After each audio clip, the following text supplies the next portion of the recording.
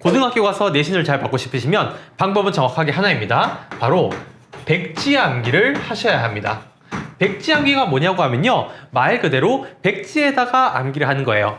내가 이번에 시험 볼 범위가 있으면요, 그 시험 볼 범위에 있는 내용을 잘 정리해서 요것들을 정확히 새 종이에다가 써낼 수 있도록 완벽하게 암기하는 것들을 우리가 백지암기라고 합니다. 백지암기의 방법은요, 굉장히 많은 것들이 있지만 백지암기 방법이라고 유튜브나 여러 군데 검색해서 찾으시면 되고요. 전 오늘 백지암기를 왜 해야 되는지에 대해서만 말씀을 드릴게요. 여러분, 고등학교 가서요, 우리가 희망하는 1등급을 받기 위해서는 보통 한 문제를 틀리거나 많아봐야 두 문제, 아니면 하나도 안 틀려야 1등급을 받을 수가 있습니다. 보통 좋은 고등학교로 가면 정말 중간고사, 기말고사를 통틀어서 한 문제만 틀려도 2등급이 나오는 경우가 있어요. 자, 그러면 어떻게 공부하길래 그 성적이 나오는 걸까요? 그리고 정말 성적이 좋은 학생들은 뭐 1.1등급, 1.2등급 이런 학생들이 있잖아요. 그런 학생들은 전 과목에 걸쳐서 다 1등급을 받았다는 얘기인데, 어떻게 전 과목에 걸쳐서 한 문제만 틀리거나 아니면 안 틀린 수준으로 이 성적을 유지할 수가 있는 건가요?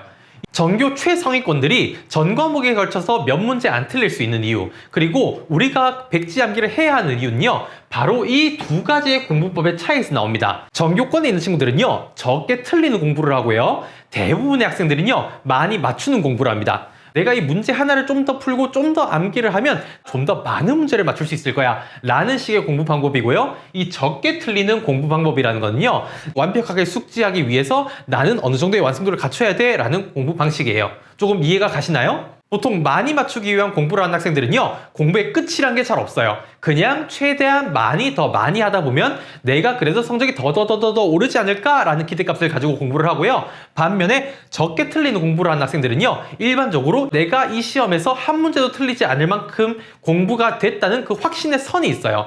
저 같은 경우는요, 제가 영어를 못했거든요. 근데 제 고등학교 내신은 9번 정도를 빼고는 다 영어가 1등급이었어요. 2등급이 됐던 적도요, 뭐 한 문제 정도 놓쳐서 그랬어요. 근데 왜 그럴 수 있었느냐? 저는요, 영어 본문을 눈 감고 100% 암기할 수 있었어요. 물론 쉬운 건 아니고 저희 학교가 영어 범위가 좀 적어서 그랬을 수도 있지만요, 영어를 100% 눈을 감고 암기할 수 있으면요, 시험 문제를 다 맞추는 거는 별로 어려운 일이 아니겠죠. 그렇다고 하면 저는 어떤 공부를 했어요? 저는 적게 틀리는 공부를 했던 거예요. 반면에 대부분의 학생들은 영어 공부를 할 때 단어를 조금 더 많이 외우고 그냥 문법 공부를 좀 더 많이 하고 최대한 기출문제를 많이 풀고 하는 공부를 했죠. 자, 그 학생들이 그 공부를 끝까지 한다고 해서 그 시험이 만점이 나온다는 보장이 있어요? 절대 없어요. 그럼 얘들은 무슨 공부를 하는 거예요? 많이 맞추는 공부를 하는 거죠. 전 이런 측면에 있어서요, 여러분들이 고등학교를 가서 최상위권을 받기 위해서는 무조건 적게 틀리는 공부를 해야 된다고 생각을 해요. 적게 틀리는 공부의 전형이 뭐냐고 하면요, 바로 이 백지암기예요.